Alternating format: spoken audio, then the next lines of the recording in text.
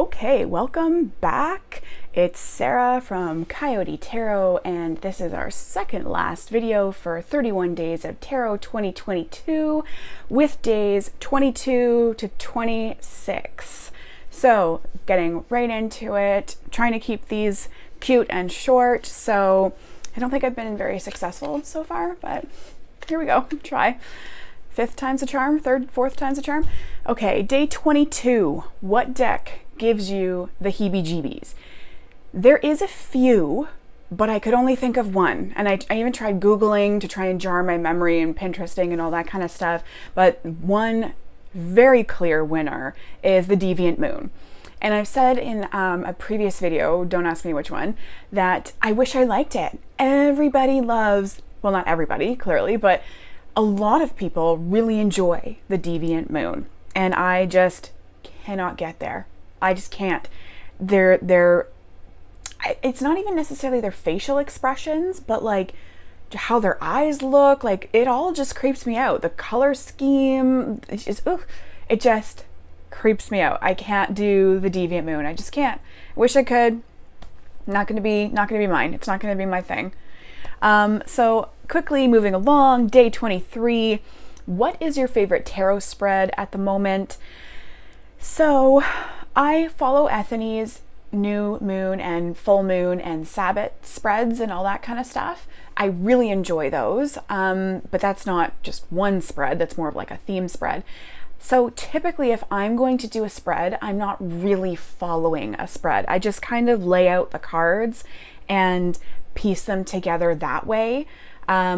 If I am going to do a spread with a friend or something along those lines, there's a couple that I've used. One typical one is the problem or the situation, the advice card, and then the potential outcome. So that's one I use. And then there is a 2-card spread that I enjoy using with my friends that's start and stop. So something to stop doing and something to start doing, basically. Those are the ones that are kind of my favorites or my go-tos. But for the most part, I just kind of lay out 3 to 4 cards and say what comes to me, if that makes sense. Day 24, where would you like to be with your tarot practice in 10 years? I have no idea. I have absolutely no idea. I don't know where I'm going to be in 10 years. I don't know what my life situation is going to be like in 10 years. I would hope, seeing as I've dumped quite a bit of money into tarot in the last couple of years, that I would keep up with it and it wasn't just like a waste or a fad. But for me, in order for tarot to continue for me and be like worthwhile, it would be reading for my friends. And I really get a lot of joy out of that. And I've already seen some of them kind of drop off. So in 10 years, I don't really imagine that they're going to be as into it as maybe some of them still are now. So I'm not really sure how that would affect my practice. I do like reading for myself. I don't do it very often, which is a weird thing because you'd think I do it all the time, but I don't ever know what to ask, so I just don't do it. And sometimes I'll lay out random cards with no question on my mind, and it really does kind of talk about my current situation that I'm in, but it's kind of like, okay, like I know my current situation, I know what's going on, give me something else. So for the most part, I don't really read for myself, and I do want to get back into it. I do, like I said, do Ethany's moon spreads and Sabbath spreads. So I do get a lot out of those. I really like them. They are really powerful messages for me. Again, very typical to what I'm going through right now in my life or in that moment in my life. But 10 years from now, I mean, I hope to not have 100 decks. I hope I can rein in my deck purchasing. So 10 years from now, I would imagine that I would have accumulated much more, but I'd also hope that I would have rehomed some as well so that my collection doesn't get out of control, because that's kind of a concern. Hopefully 10 years from now, my deck collection isn't like a wall of bookshelves. I mean, that would be ideal, but I don't need that. I don't make money off of this. This is a hobby for me. This is for fun for me. So I don't need that many decks. Day 25. What tarot card do you feel best represents you? Art, meaning, vibe, and why? So there's a couple that I thought about. I really like the idea of the 9 of Pentacles, but that's not me. That is like where I would like to get to. That's where I'd like to be, but it's not my current self. And I really thought about the Strength card because I constantly feel like I'm having this internal battle with various issues. Nothing crazy specific, but just, you know, intuition versus what my head or my heart or logic is telling me versus intuition, like all that kind of stuff.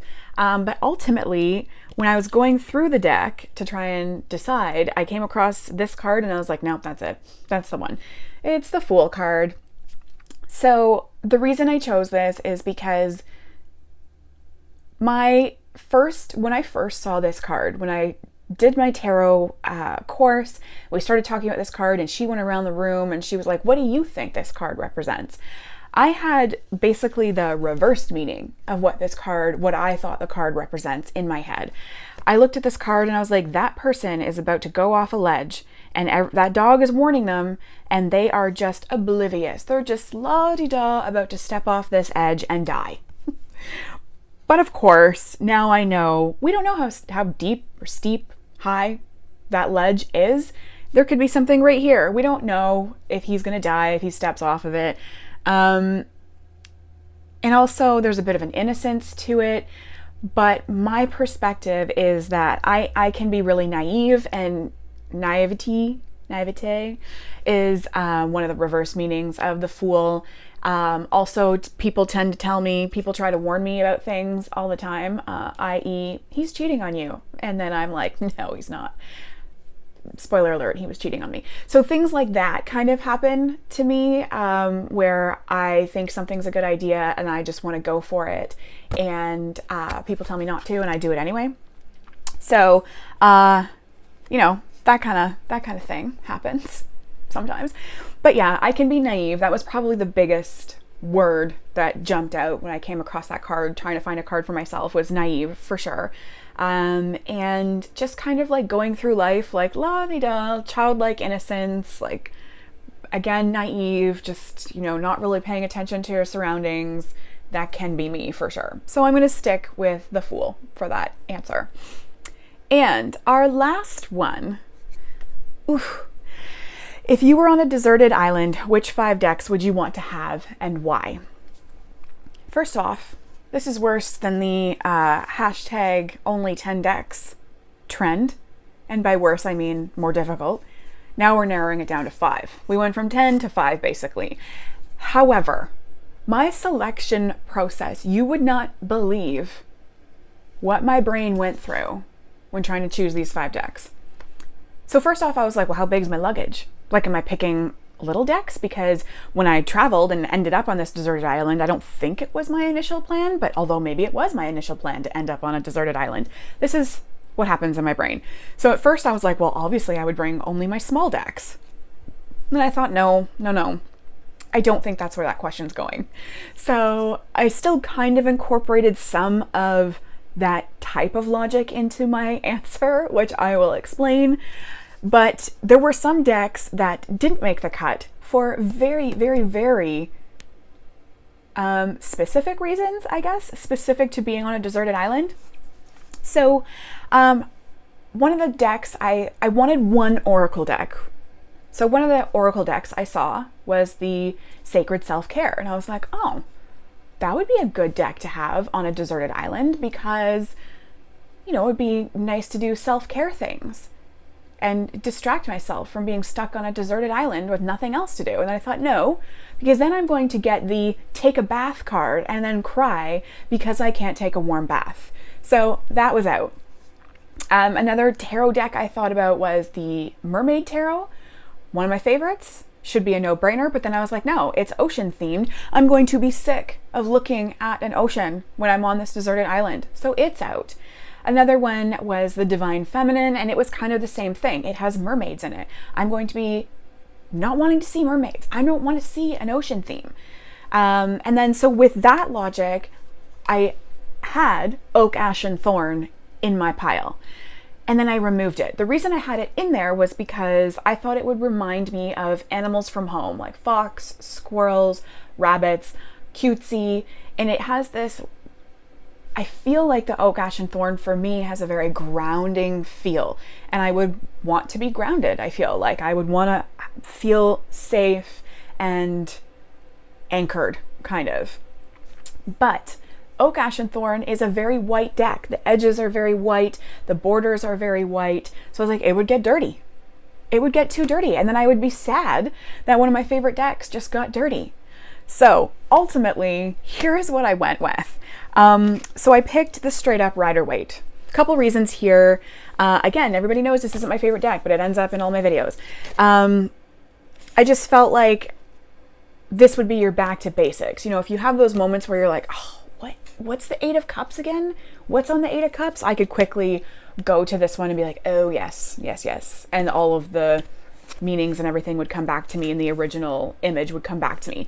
The other reason why I wanted to pick this deck was because I thought if it gets like dog-eared and chewed up, I'm not going to be devastated.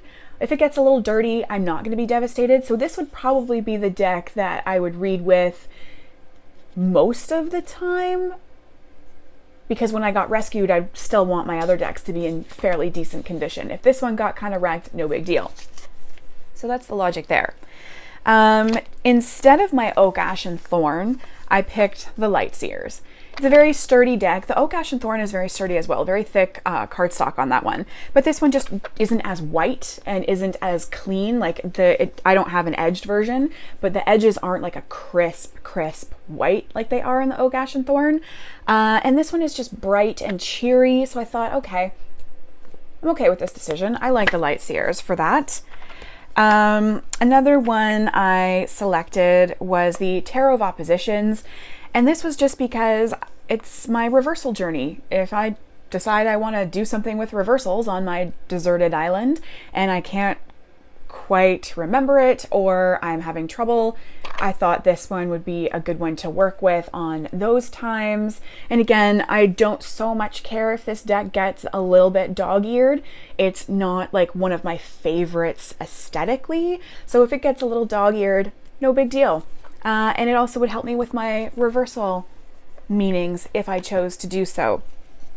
And the last tarot deck I chose, right, 1, 2, 3, 4, is the Friends Tarot. And I thought this would just be like nostalgic. This would be a nice deck. Now, it does have fairly white, it's not crisp white like oak, ash, and thorn, but it is white edges, and it does have white borders. So this would be a rarely pulled out use on my deserted island journey. But I feel like it would just give me a pick-me-up if I needed a pick-me-up, and give me some memories of home, happier times when I was younger, watching 10 seasons of this show and being able to remember the specific moments portrayed on the card images. I just thought it would be something nice to have on a deserted island. And then my last one is an oracle deck. I thought it was important for me to have an oracle deck because I do like to pair oracle decks with tarot, or, you know, maybe I would just get sick of tarot for a little bit and decide to go with an oracle deck. So this is the Sacred Destiny. I talk about this a lot. I chose it because it's a fairly well-rounded deck. I feel like the keywords and the messages can go with a lot of everyday stuff. And they go well with tarot messages as well.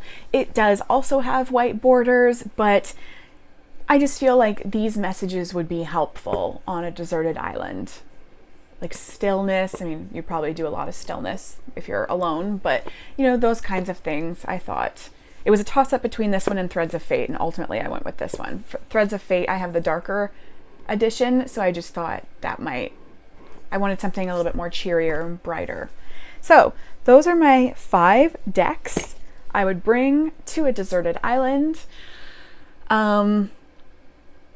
Again, am I there on purpose? That might change things. How big was my suitcase? Am I alone? Like all kinds of thought process went into selecting those 5 decks. So I'm really actually very interested to see other people's selections for day 26 and their reasoning, and if anyone else thought about it the way that my brain decided to think about it. So that's that. I'm probably going to film the last video in this series right now, just because I'm here. I got my fake eyelashes on, so I might as well use them. So yeah, but that'll be posted 5 days from now. So that's it. Enjoy. Thank you for spending this time with me. I hope you enjoyed it. I'm still having so much fun, and I can't believe there is only one video left. And I will see you then.